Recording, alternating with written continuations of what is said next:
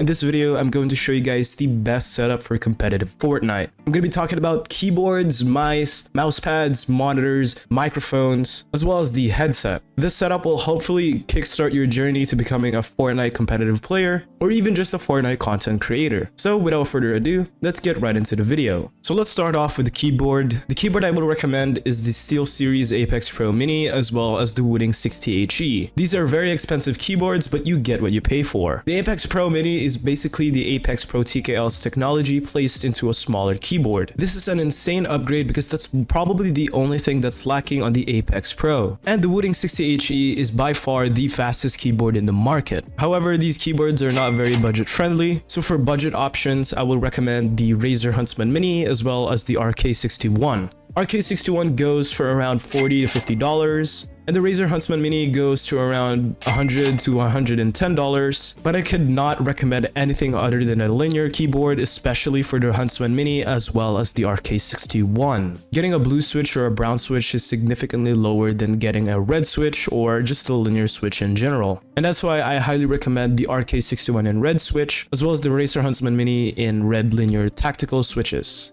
So for the gaming mice, I will highly recommend the Logitech G Pro X Superlight. It's got an insane glide, it's pretty small, it's absolutely fast, and it's wireless as well, so you don't have to worry about getting a mouse bungee or any wired mice. Honestly, this is one of the best mouse in the game. However, the only problem with this mouse is the mouse buttons are absolutely horrendous. I personally use this mouse, and that's the only reason why I decided to switch off of it. I ended up getting the Glorious Model O, which is the budget option for the mouse. It's got everything you need in a gaming mouse, it's just not branded in a certain way. So I highly recommend the Glorious Model O, and I personally use the Glorious Model O.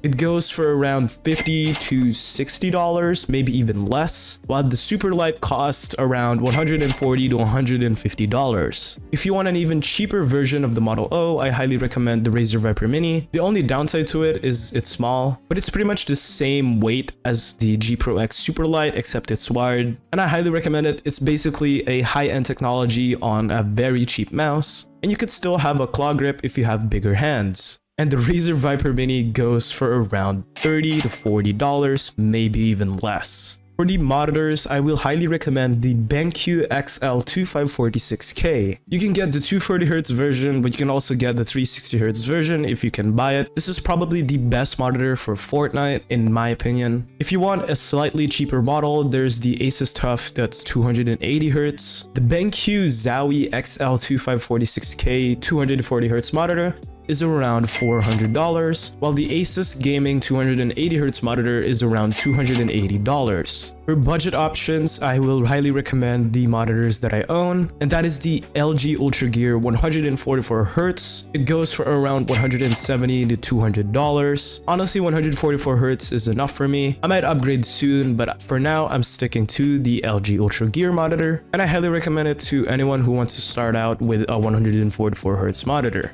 For the mouse pad, I highly recommend the Artisan Xsoft XL. It's absolutely amazing how fast this mouse pad is. However, budget options, I have the Aqua Control 2 as well as the Aqua Control Plus. I have friends who own the Aqua Control 2 and it's pretty good in my opinion. I've heard a lot of mixed feelings about it, but Aqua Control mouse pads are really good. I personally own a custom mouse pad, so I can't really speak on behalf of my friends or on behalf of the Artisan mousepad, so take my opinion with a grain of salt, but I will still link these three because they are highly respected in the Fortnite community. For the headset, I will recommend the HyperX Cloud Alphas or the Logitech G Pro X headset. These are really good headsets and most pros use them, especially the HyperX Cloud Alphas. However, you can go for the budget option, which is what I currently use. I use the JBL Quantums and it goes for around $30 to $40, which is really cheap for the quality of the headset you're getting. The HyperX Cloud Alphas is around $90, while the G Pro X is around $100. But honestly, any headset will work as long as it doesn't ruin your performance or it doesn't contain any static sound whatsoever.